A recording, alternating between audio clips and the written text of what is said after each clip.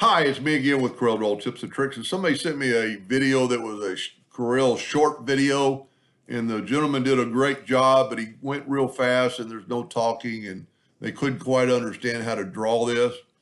He used the table tool. If you set your table for 5 by 5 columns, hold down your control button to get a perfect one, and then hit P and put it in the center of the page. That's pretty important. Draw a 2-point line from that node to that node. Now select the whole thing and convert it. I'm doing a little bit differently. He did convert it to a curve and go down and then go down to 2 and get that shape. Now take your Smart Fill tool. He did it by welding. We're actually going to make that color a little darker, so I'm going to add a little black by holding down the control button.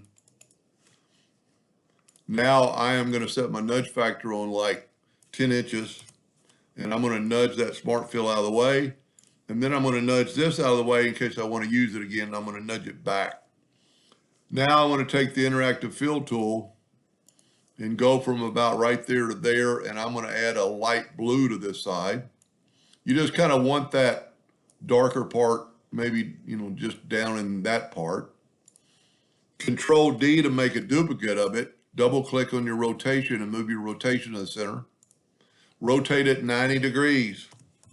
Control D, Control D. And then he actually turned it by rotating it 45 degrees.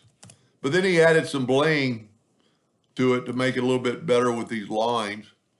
And I'm going to take a 2-point line.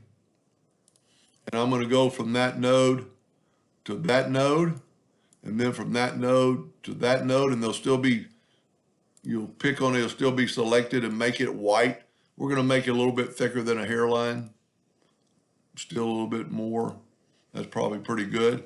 And then you can Control D that line and double click on the rotation and move the rotation to that center, and then rotate it 90 degrees. Control D, Control D. Makes it kind of stand out, and it doesn't have a border, the whole thing is just the inside line.